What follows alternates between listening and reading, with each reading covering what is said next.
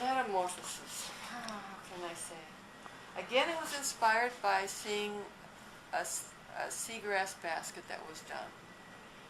But I kept seeing it with the gourd.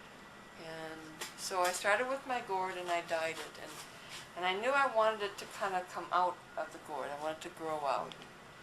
And it was just something I saw in my mind. But then I had to figure out how to do it. And you know, the biggest fear you have is that first drill, the hole that you first drill in there. Because once you've done that, you're committed. And so it took a while. I sat there and I kind of drew on it and I kind of played with it a little bit. And then I started to drill my holes so that it enveloped the front of that gourd. And then taking the seagrass, I put that in, and you can see from how it comes out. Even through the back you can't see it as well, but here you can. And I just started to weave around in a circle, adding a few beads, which actually causes it to kind of move around a little. I really saw that I saw it was going to come out and envelop it this way. Well, as it turned out, it had its own mind, and it started to go in on this one and go out on the other side. I thought, oh, I like that. I just loved it's kind of like a cocoon. Mm-hmm. And I just thought, I'm going to let it go. And then I came back and I did a little strengthening with the rattan at the end. And you can see I kind of left it open on this end as well. I think that what really made it, though, was the final when I went and I unbraided the seagrass and gave it hair. I just kind of gave it like wonderful little hair going around it. But then the very final thing I had to do is figure out, how do you finish it? How do you give it the focal point? I love my philodendron sheaths. They work so well with the gourd. They just, when they're wet, they're like leather, and they're just wonderful to work with.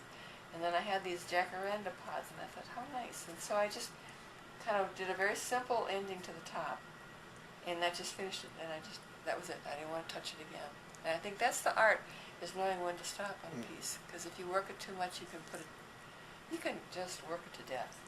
So as a finished piece, what does that say to you?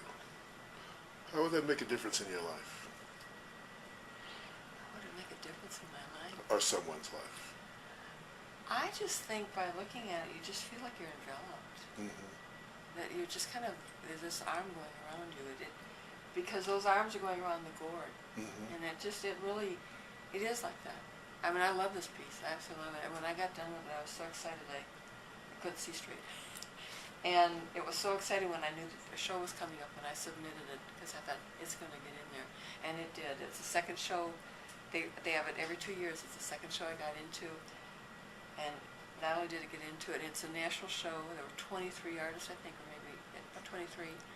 And mine got Best Woven. Good. And that was exciting. That validated me and what I'm doing. Because there's other very big name art weavers that were looking